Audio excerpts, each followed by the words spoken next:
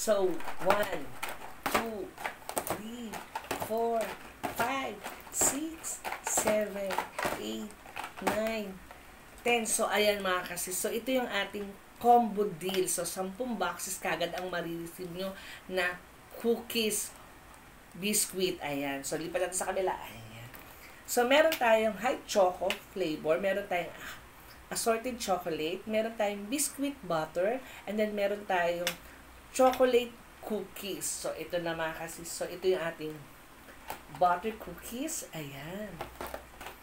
Meron tayong hot choco. Meron tayong assorted chocolate. Meron tayong chocolate cookies.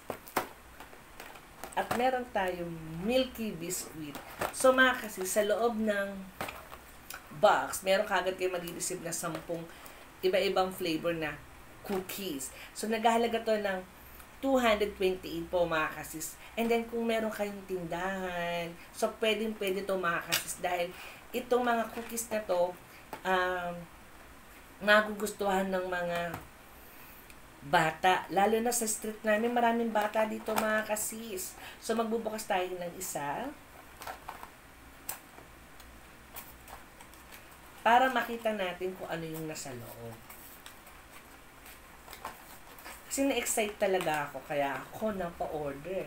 And then mga kasis, meron po tayo sa yellow basket. Ayan po sa baba. Click nyo lang po yan. Ay.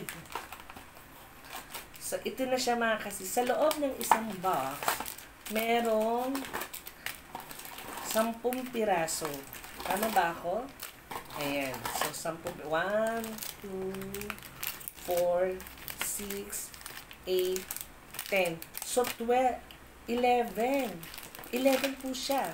So, ayan. 4, 6, 8, 10, 11. Sa loob, siguro na sobrahan na ng isa. So, sa loob ng isang box, mayroong mga 10 ganito. So, ganito ang packaging ng mga kasis. So, ayan mga kasis, combo deal. So, 10 boxes kagad na assorted biscuit ang makukuha nyo sa halagang 228. And then, kung meron po kayong tindahan, so,